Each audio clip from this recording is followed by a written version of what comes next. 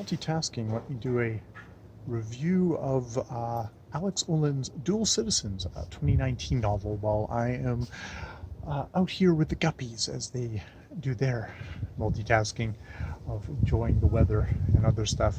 Um, this is an odd book, not an odd book. I got to a certain point in this book and I thought I'd finished it for some reason and went on to another book. And then as I sat down to actually do a review of Dual Citizens, a story of Lark and Robin and their kind of surviving their childhood with their mother Marianne, very kind of aloof, kind of disinterested, negligent maybe mother, and fathers they never knew, and then Lark's kind of travel through her life with various men, not too many men, but Gord, who she met in college, who kind of dumped her after kind of going into the wilderness, and then for a Thoreauvian kind of into the woods, but then Dionysian, and then just kind of took off, but did dump her by letter, and then her relationship with kind of a brilliant documentarian, Wheelock, where she became an editor. And there's definitely a lot of talk about editing in this book that makes you think about the construction of this book. And then her relationship, probably most crucially, with her half-sister Robin, both who have American fathers, so have dual citizenship with Canada and the United States. And Robin, who kind of starts out as this kind of brilliant piano virtuoso, with basically Lark kind of raising her, rises all the way to Juilliard and is doing a tour in Europe before she just sort of walks away from all that, and then goes off to become a waitress who rescues wolves. But the reason why I thought I had finished this book is because it does that kind of that.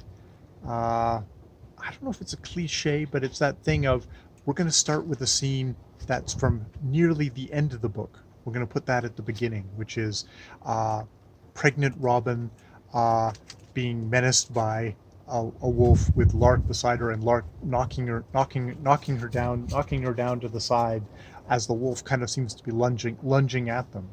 And it's not so super drama, but there's definitely kind of danger there, and there's also seems to be the danger of like Robin, who is pregnant.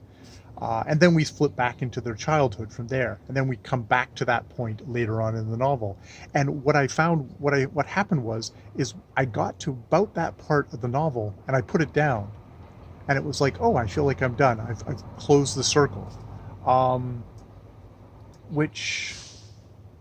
and then of course there's that little. You got to complete it. You got to make it into a noose. That final little tail on bit, which sort of does actually make it more of that makes it the complete story. You need that final little bit, and it was interesting that I'd stopped there, and when I went to review it, I went, oh, this doesn't feel very complete. And then when you get to that end little bit, it does actually feel complete,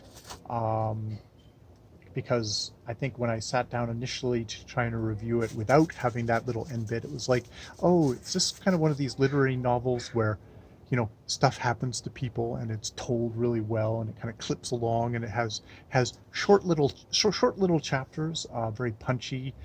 She really brings to life kind of this very kind of abrupt kind of, why are you kids bothering me kind of feel to Marianne, who's kind of French Canadian Irish, and her just sort of very kind of periodic, like whenever something horrible happens to one of them, she's like, yeah, whatever.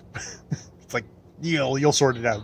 Which she's got the same approach to them as when they're young children, as to when they're complete, they're adults, which, I mean, I guess you can excuse it as like when you're adults, but it's like, it's the same behavior. And indeed, it seems to be a book about the two daughters coming to some kind of terms about Marianne, and indeed, like later in the book, they have to kind of come to terms with a world without Marianne at all. So that's that is a good part. That is a good part to it. It is a book that is very kind of incidentally has males in it. The fathers get pretty quickly dealt with early on. They're not in the life of the thing, and it's sort of appropriate later that when the notion of someone getting pregnant, there's not really a father as much as there's just a donor. So it kind of fits well thematically with the thing, and it's a part of it is just like these two sisters, both named after birds or have with bird names, Robin and Lark. Um, Lark and Robin are, it's like they're two little birds that are kind of working, fighting their way through this world, trying to make their their own way in it, make their own sense out of things.